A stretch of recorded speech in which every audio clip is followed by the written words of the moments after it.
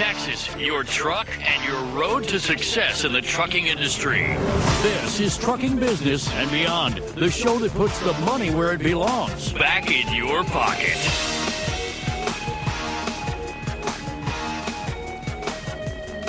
Welcome to my world.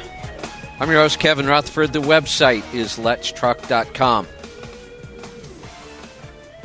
The show is all about the business of trucking, and today is Destination Health. My co-host is Kim Cockerham. We'll take your calls and answer your questions about everything health. Food, fitness, nutrition, diet, lifestyle, exercise, drugs, disease, training, you name it, we'll talk about it. All you have to do is pick up the phone and call. We're going to get to those calls in just a little bit. Anything goes, health-wise. If you've got a question, join us, ask the question, and we will get you the very best answer we can. So, looks like Kim has joined us. Kim, were you running to your computer to join us? I know how busy you are these days. I know. I know, it was crazy. It was, it's neat. Like, Bridget and I are working phones, so I apologize to anybody who I am late with their NutriQs or stuff. But it's tax season, and I had a phone call that I was helping someone with profit gauges, but then it turned to a keto lesson. I was on speaking, talking about keto and stuff, which I love. It's so fun, and so I had to run downstairs. I'm like, I'm going to get some water. Yeah. I'll be right back. I figured. I've been watching the phones, and I know we are busy on the phones. It's just that time, and you and I were kind of talking about this. Not that we have a lot of time to talk to each other these days, but we're putting a lot of our own training and ideas about health to the test right now because, around Let's Truck, we're all busy. We're working a lot of hours. We're very, very busy during those hours, and it's a little stressful. There's no question. I had fully planned on having a very busy first quarter with, health stuff and courses and, big projects, and then the tax law change happened, which we didn't see coming. Yeah, and we certainly didn't think it was going to be this big. And, in business, sometimes things change. In fact, most of the time they change. And you have to adapt. So, rather than be so locked in and rigid on those other projects, I had to look at things and say, but wait a minute, tax time is a very limited season. You can't put this off. There are certain times where the priorities set themselves. We are very busy with taxes. We're taking a lot of new clients. We're developing a lot of new strategies around taxes, which I'm excited about. We are even developing an entire new approach to business accounting. And I'm going to talk about it a little bit here because I'm going to relate this to health. I had this idea this morning. So the funny thing is, I've been helping people with their personal financial planning since 2001 when I received my CFP designation. And the philosophy that I always built all of my financial planning around, and it certainly wasn't my idea, it's been around forever, was the concept of pay yourself first. Before you pay any other bills, you pay yourself money that is going to go into some sort of savings. Whether it's an emergency fund or, a vacation fund or retirement or savings to buy a house, whatever goals you need to save money for, you do that first. Every time you get paid, you set aside the savings, and then you figure out how to live on what's left over. It's the only way you'll ever really get to significant savings.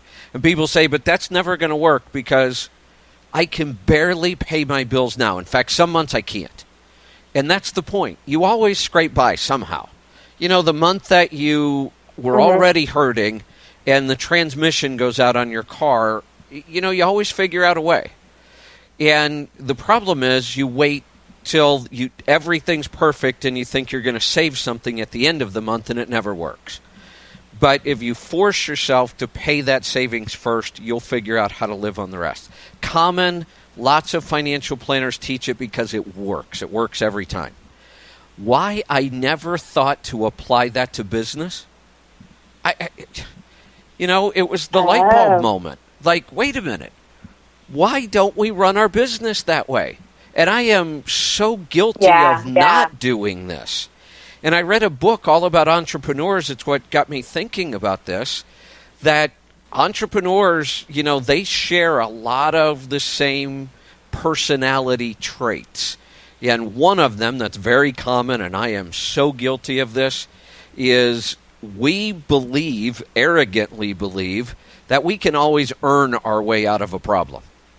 If we're short on cash flow... My husband used to say that. I'll just make more. Exactly. That's what we think. It's a very common thing with entrepreneurs. And we are just so confident. Oh, so what? We're short. I'll just go sell something. I'll go make more. I've got another idea. That's what we do. The problem with it is what we also do is we focus so much on growth that we do go sell more and generate more revenue. That's what we're good at. That's why we're entrepreneurs. But we tend to let our expenses grow with it.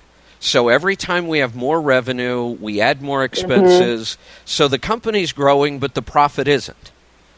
And, one of the guys I was reading some stories about, he said he was so guilty of this. He was really good at growing companies and actually selling them, even though they weren't profitable, because he had an idea, he proved the idea, he built the business. It wasn't profitable because he wasn't running it very well, but he was good at growing it. And he said, that it was fine because I was selling companies for a lot of money, and then I would live on the sales and build another one. And he said, but I finally got thinking, why don't I just make them profitable from day one? And the fear is, well, if you try to cut expenses, you won't be able to grow. And he said it's absolutely not true. If you stop focusing on growth and focus on profit from day one, growth comes naturally. So I'm looking at turning our whole idea of accounting, even our app, upside down. And, incorporating some of these ideas. It's a little more complicated in business. You have to figure out what percentages and set some targets, but that's what I'm working on. And then I got thinking, this has been such a great year for owner-operators especially. 2017 was. I am seeing more owner-operators in the $80,000, $90,000, $100,000 range profit than I've ever seen before. So that got me thinking about, there's a lot of extra money. This tax bill is really good for small businesses. We're going to make more money, pay less tax. This is a really good time to pay your health first, too. Because one of the complaints we hear all the time is, that grass-fed pastured meat is really expensive, especially because I have to have it delivered to my door because I can't find it local. It is, no question. I now have all my produce delivered once a week, and it's all organic. So I used to be sort of good at eating, pastured and grass-fed and organic. I would get whatever there was at the store, and then fill in the rest with, traditionally raised foods. And now, well, I will tell you, other than a trip I had to take and travel, in the last 30 days, I would bet 95+% of the food I ate was raised correctly. Pastured, grass-fed, organic. I mean, it's almost 100% now. And that's an investment in yourself and your health, and it's going to pay dividends for the rest of your life. So I think that's another way to look at this, that, yes, it might cost me a little more to eat better in the short run. I believe it will lower your overall health cost in the long run. But think about it as, this is just something I have to pay first. It should be a priority. You know what? I bet you would even, and maybe I just need to make that jump too, is that I could see us almost saving money or at least evening out, because those trips to the grocery store, first of all, the time, but you you buy more. Right. So if you have that coming Right. to your house, I could see you having to be very, very creative on making meals out of what you have in front of you. I did that when I used to be part of a CSA, because then I would use what was in front of me, and I would find recipes, or I would make something with it. So if that's all coming to you, you're cutting out that grocery store trip, unless you got to get some, I'm sure you have to get essentials and that kind of stuff. But as far as for eating, I could see that could easily, and like you said, once you do it first, you figure out the rest to keep in your budget, and you take care of that first. So, Right. yeah, I got to look at it, because now that Crowd Cow delivers to Florida, I haven't, I get their emails, but I haven't latched onto them yet. Yeah. Well, there's the music. We're going to come back. We're going to talk about that and a couple more things, and then we'll get to your calls and questions. Stick around. We'll be right back. I'm Kevin Rutherford. This is Destination Health.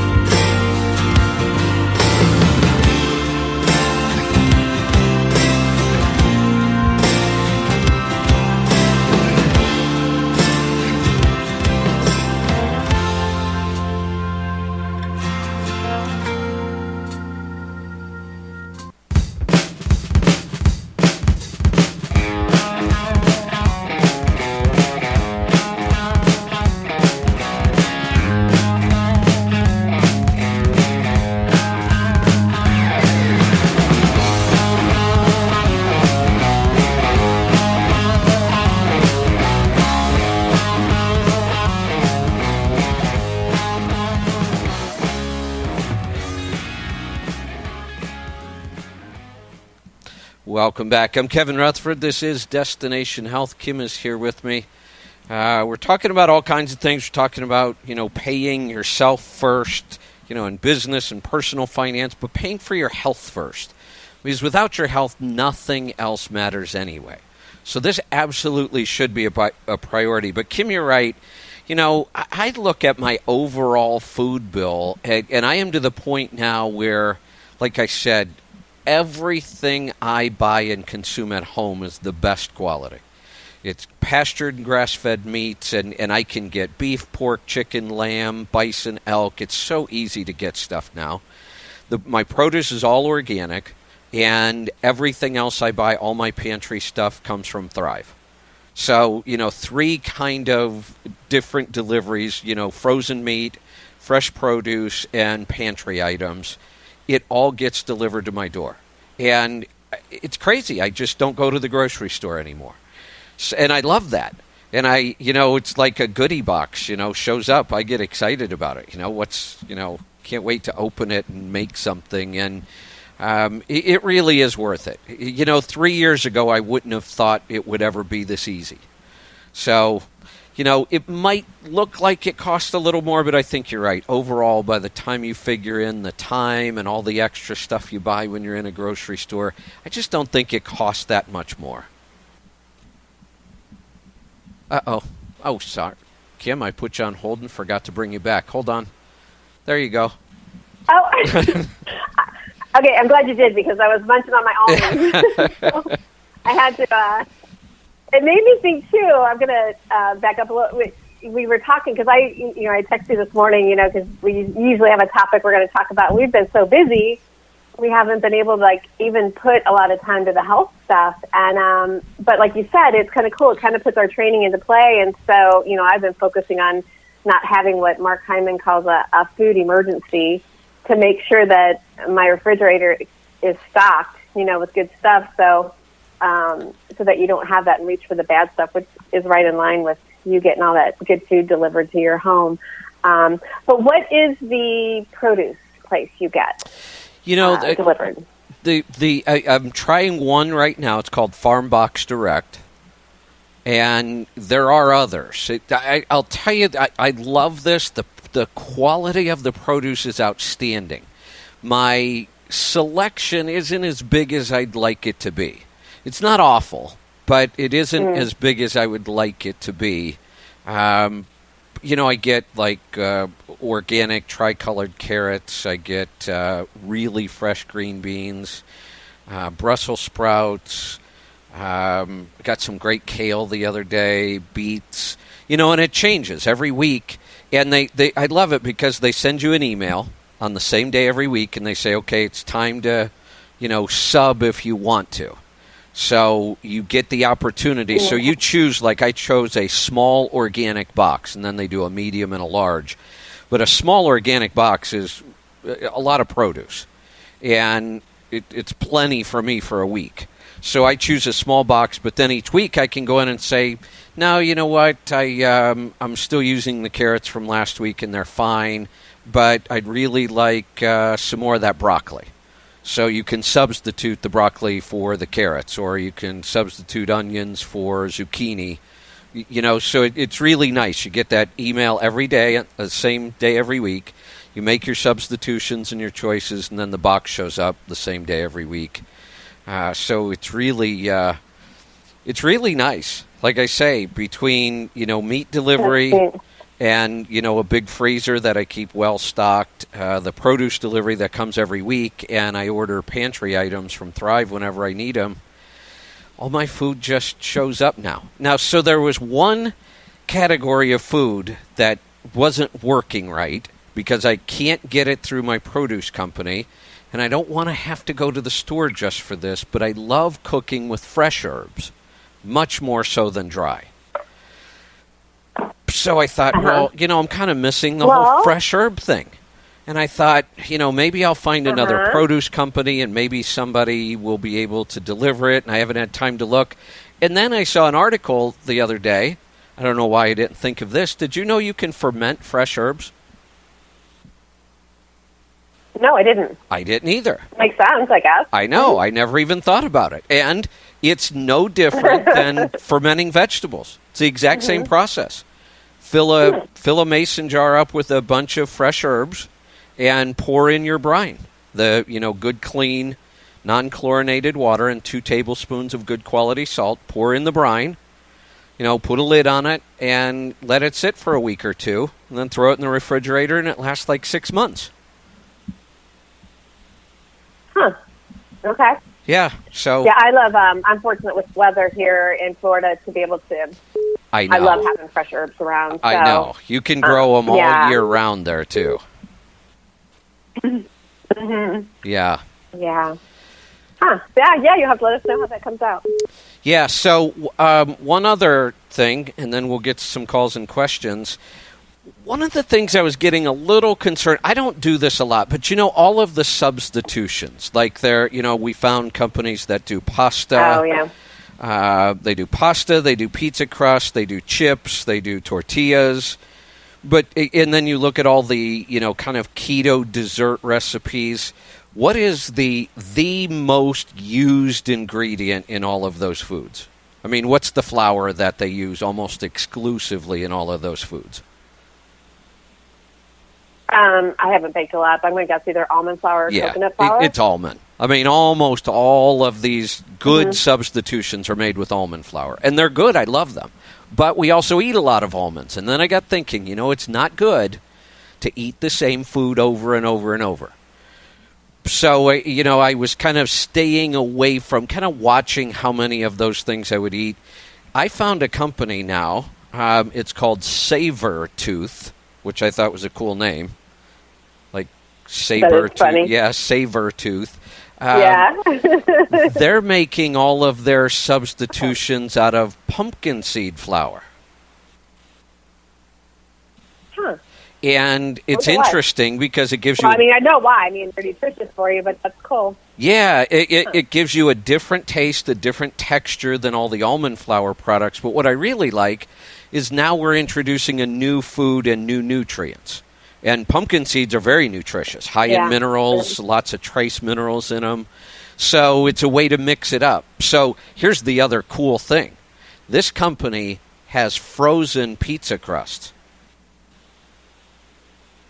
Oh, cool. Yes. I see it. Mm-hmm. Yeah. So I bought like 2 6-packs of them, so like 12 pizza crusts. They are amazing, and they're so convenient. They're clean. Okay. Yeah, look at the ingredient list. There's next to nothing in there. They're really clean. They crisp up better than any other kind of like keto or paleo pizza crust I've ever seen. You can get them really, really crispy, and they're so convenient. Pull them right out of the freezer frozen, load all your toppings on it, throw it in the oven for 20 minutes. You have a great pizza.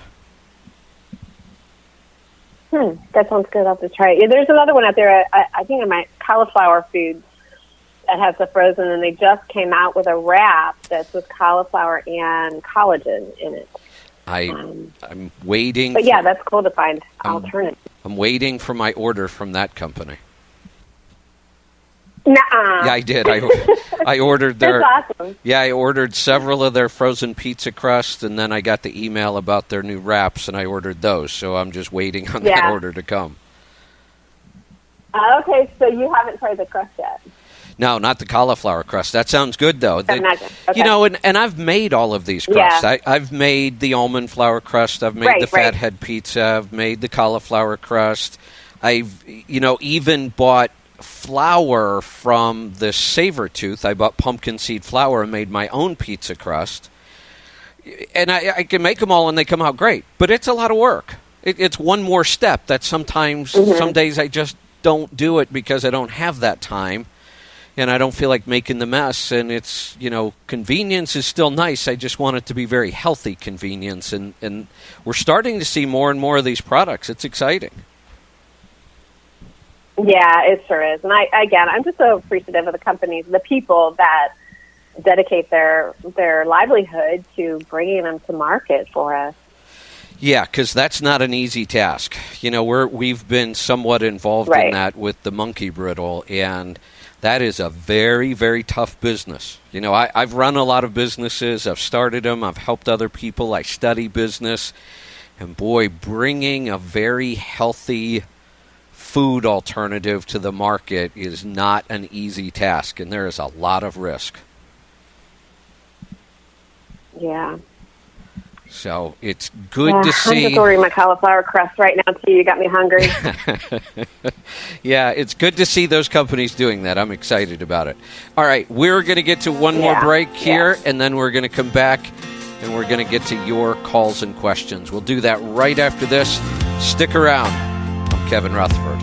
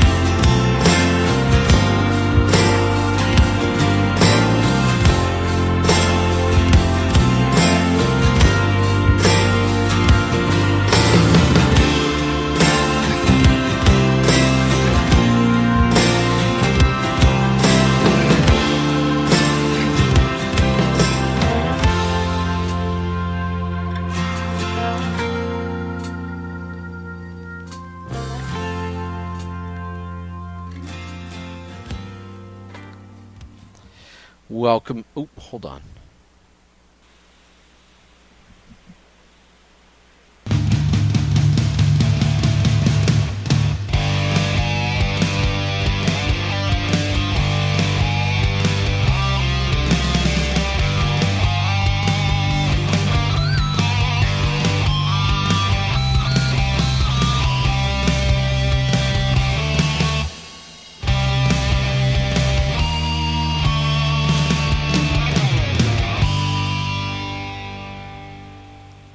Welcome back. I'm Kevin Rutherford. This is Destination Health. Kim is here with me. We're going to get to your calls and questions. Let's start off in Illinois. Ron, welcome to the program.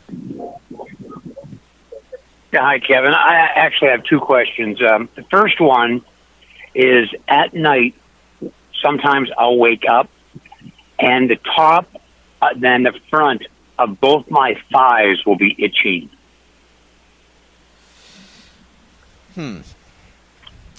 That's interesting, and it only happens at night when you're sleeping? Well, when I wake up from sleeping, yeah. Yeah. Well, only at night. And it's possible it's the itching that's waking you up. No, it's not, No? because Okay. I'll wake up and then the itching will start. Oh, interesting. Any redness or rash or welts, or just, normal-looking skin that's itchy? Yeah, just normal. Huh. And just your legs? Just my legs, the front part of my back, thighs. Have you, the first thing we always look for is kind of obvious. Like, have you made any changes in, like, soap, cleaning supplies, laundry detergent, dryer sheets, any product like that would come in contact? And even though it's only in one spot, that it can happen that way. So I would look and see if anything like that changed. Anything you can think of? No, because I don't have any standard of what I use. It's always whatever's around type of thing. Yeah, okay. Well, when did it start, Ron? Yeah. When did it start, Ron? It's been going on for quite a while, years. Oh, ooh, how weird. Have you ever filled out our NutriQ? Yes. Kim, maybe if you can find it, maybe we'll take a look. I'm thinking that, if nothing obvious jumps out, itching many times can be a sign of, kind of a high toxin load on the body. So, we're exposed to toxins all the time. You're exposed to even more in a job like trucking. And at some point, the body just kind of gets overwhelmed with toxins. And it actually, our body has lots of ways to get rid of toxins. It actually has 7 pathways to try to get toxins out of our body. And one of them is through the skin.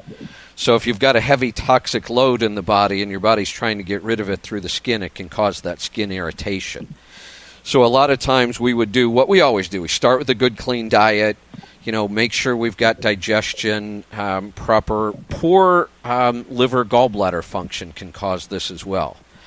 So we go through all of that, diet and digestion, and then if that doesn't clear it up, we start looking at a possible detox. I'm not a big believer in doing a lot of detox. I'm a believer that, if you give your body all the right food and you do the right things, it detoxes itself.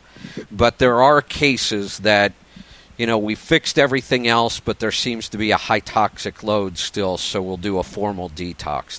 That may be what this would come down to. Okay. All right. And what we're going to do... My second question is...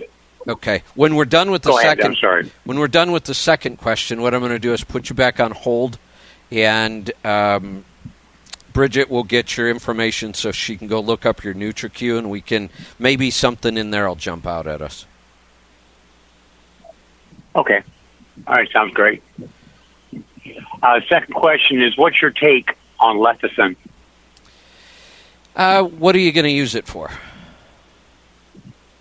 Just, I heard that it's supposed to clean out your blood vessels. I'm not sure if that's true or not, but I'm not a big believer in like these single nutrient fixes, or these single food fixes, like eat this and it fixes this. I go back to the same thing. We always work on the diet and the foundations. And if we identify a real mineral or vitamin deficiency, then we might add certain whole foods. But the idea of adding things like lecithin or, I don't know what the data says about whether that's actually true or not, and honestly, I don't care. I'm not a big fan of taking that kind of stuff. It almost never works. If you get everything else fixed, it may help a little bit, but if you get everything else fixed, you probably won't need it. Okay. All right, great. That's all I needed. Thank you so much. You're welcome. So I'll put you back on hold. Bridget can pick up, and we'll track down that NutriQ. Oh, maybe Kim's already got it. I got it, Kevin. Oh, there it is. Yeah. Let me take a look. It. Well, yeah, so it's interesting because if we take his 3 peaks are liver, gallbladder, and I just said poor liver, gallbladder function can cause itching. Pituitary, there may be some hormonal issues there, and immune, so which is an indication that, a detox may be in order. I would work on, diet and liver, gallbladder function first. Pituitary is a little trickier. That would require some more one-on-one and maybe even some testing. And then if the immune system didn't improve as we worked on, digestion and those other things, then maybe a detox. So it's interesting that the 3 peaks all kind of correlate to something that could be causing this symptoms. Although, I don't, Kim, I say that like I'm shocked. I don't know why, because the NutriQ almost always tells us exactly what we expect. Mm-hmm. How often does somebody tell us? How often does somebody tell us what's going on in their body, and we can almost predict what the NutriQ is going to show? Yeah, I was reading out on that, our NTP site, too, where people share information and stuff like that is just incredible, the amount of knowledge. And so I was looking real quick on something like that. Somebody was using an earthing sheet to help with their issues with allergic reaction, kind of like with grounding. I think it's an earthing mat. Yeah, I have one. Mercola sells one. It plugs into the wall outlet, but it's his. Oh, okay. The only thing that plugs in, you know how you have 3 prongs on a household plug. You have the 2, parallel, and then you have the one round. The one round is the ground. For people who don't understand electricity, that's the ground.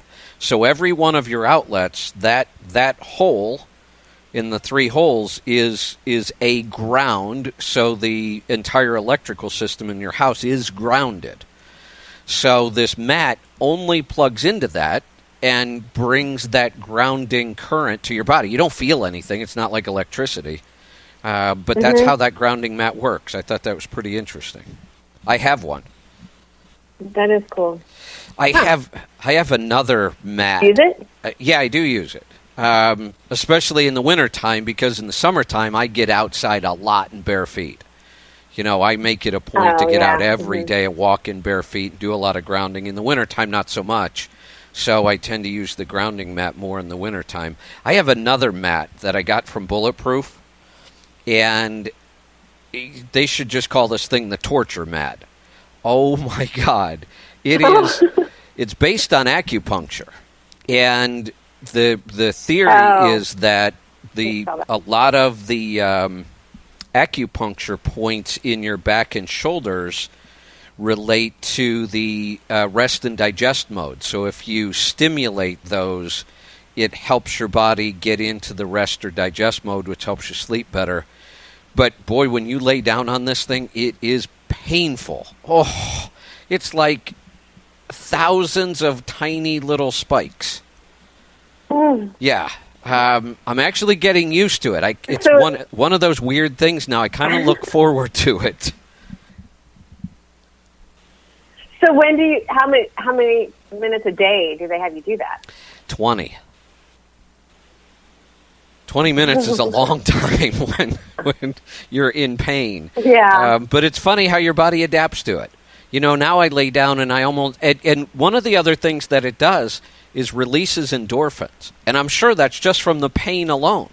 It's kind of like the runner's high when you've been running so long and you're enduring all that pain of running, and then you get that endorphin rush, or eating really, really spicy food, which I love to do, and then you kind of get that endorphin rush. You get the same thing from this. So you get this rest and digest mode and this endorphin release. So it's kind of cool. That is neat, huh? Yeah. Let me get to a break. We'll come back. We'll get to more of your calls and questions right after this. Stick around. I'm Kevin Rutherford. This is Destination Health.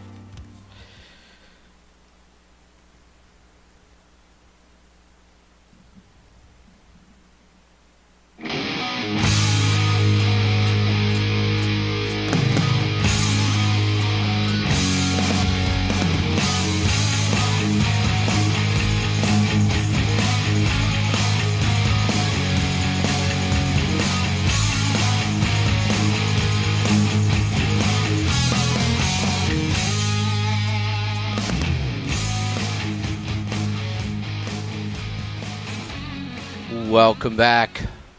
I'm Kevin Rutherford. We're going to get right back to the phone calls. We are off to Wisconsin. Jeff, welcome to the program. Yes. Hey, I had a DOT physical done. Yeah. And everything came back good except for the protein sample, or the urine sample. The protein was a +1. What does that even mean? We check for protein in urine to identify kidney function. And when you start to see high protein in the urine, it's a sign of decreased kidney function or possibly even kidney disease. I'm not sure about the +1. I'd have to look at their scale. Have you ever had... That's all he said was it was a +1. Okay. Yeah, I'd have to look at the scale to know if that's even a concern or not at that level. It depends on which scale they used. Do you have a primary care doctor? No. Yeah, me either. If you want us to, if you could send the results, did they give you a report at all? Just the physical thing. Okay. For the DOT thing. Not anything on that. Let me check something real quick. No. Let me see if I can find something on that real quick.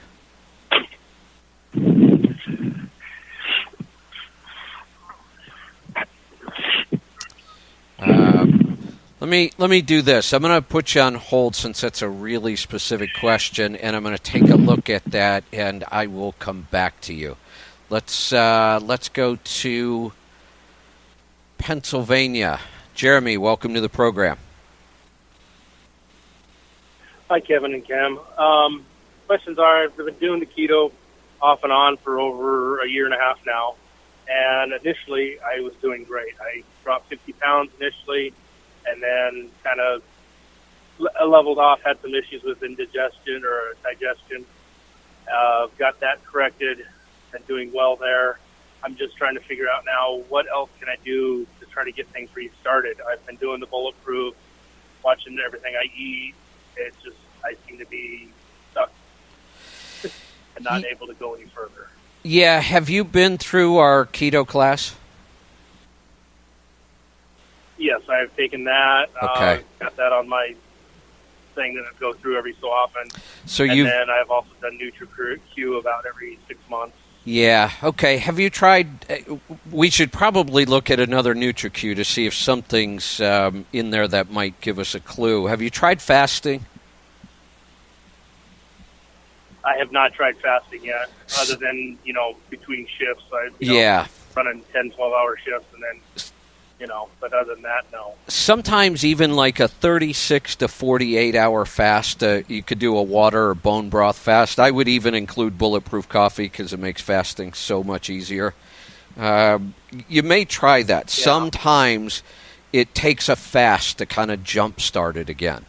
There are a couple other things we can do, but I usually go to that first because it tends to work. Kim, any other thoughts on that? No. I just always go back to if you need to log food for a little while to track, and then we would look at it to see if anything jumps out at us. I know the light balance is very important to get to get your minerals in balance. I'm trying to think. I read Rob Wolf had talked about the importance of. Right. What's that's that, the only thing that I don't. That's the only thing I don't include in my bulletproof is light balance. I just hadn't got to getting that yet, so that might be as well. Yeah, I'll send you. Rob Wolf had a really cool. I posted it on the Destination Health page a good month or so ago. I think he had a really good 9 points with keto, and that was the one that really jumped out at me because you don't hear, like we know, and we always recommend it to avoid cramps and stuff, but that was the first time I heard somebody include it in the list of keys to be successful on keto. And that, and being successful just means being healthy on it too, so. Those two things come to mind for me. But if you want to track your food, either on Chronometer or MyFitnessPal, or even just write it down and take a picture and send to us, we can take a look at that. All right. Yeah, I can do it. I usually try to do it on MyFitnessPal, but it's usually toward the end of the shift or at lunch break or whatever, and then remember everything. So, yeah, and see, I plan my day out ahead of time on that with what I have, and that kind of solves my problem of that food emergency type stuff. When you're busy, you kind of thought it out ahead of time. And with MyFitnessPal, you can go and do the printable version and then save it as a PDF and send to us that way. Oh, okay. All right. Yeah, I'll give that a try and do a NutriQ. And yeah, I think between those things, the NutriQ, the food journal, that list, you're right, Kim, is excellent. Maybe even trying a fast, I think we'll be able to kind of break through that. For Jeff in Wisconsin, the +1, what I would recommend is actually retest. I went and looked at that particular scale and chart. I would wait a week or two and retest, and I may even test with a naturopath. If you're going to go find somebody to do the test with, I would look for a functional medicine doctor or a naturopath and do that. And that way, if it does come back high again, they can help you. There are plenty of natural things you can do to get that down. Sometimes it can actually be a kidney infection that can cause that as well. So sometimes a traditional doctor, if that's what they determine, is going to give you antibiotics, but there are some natural foods you can eat to fight those kind of things as well. Let's go to Herschel in Ohio. Welcome. Hey, Kevin. How you doing today? Good. What's on your mind? Well, as you know, I've been now on my stay away from this list with food sensitivities, what will be 2 years, March the 1st. And when I eat a salad now, it's like gagging a maggot off a roach coach. I can't hardly stand it. I eat it because it's the only thing I can have that don't kill me. A piece of meat and a bag of frozen vegetables is the same way. I need a clothespin for your nose.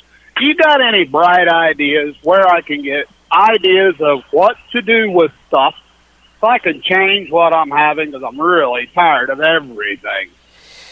As far as recipes go or ideas, I really like Diet Doctor. I don't use it a lot. I use it for some ideas, and then I usually kind of change them. And the reason I don't like it, I don't mean to sound arrogant, but I do a lot of cooking, and there are a lot more basic recipes on Diet Doctor. But that's why I recommend it to people, because it's not stuff you're going to have to go out and find weird ingredients or do multiple steps. And, the kind of cooking I like to do, I do it to relax, and it's usually a lot more involved. But Diet Doctor, to me, has really, really good, simple keto recipes and lots of ideas on how to use things. I know at one time you were talking about maybe having some kind of a list of your own or a book or something. I didn't know if you were getting anywhere with that, or you just buried it. We're just buried. I mean, I feel so bad right now. We were just talking about this last night, Kim. Brittany put in so much work on the book, and she's waiting on me, and she's been waiting and waiting and waiting for months, and I feel bad. I feel blessed that we're so busy and we have so many projects and we're doing so many things, but boy, sometimes it can just be frustrating when you're not getting to them. Yeah. But all right, that's what I was curious about. I'll look at that Diet Doctor and see what it says. Yeah, it's dietdoctor.com, and they have just a really, really good recipe database. So I would check that out. Kim, I think we're coming up on the end of the show here. Anything you want to wrap up with?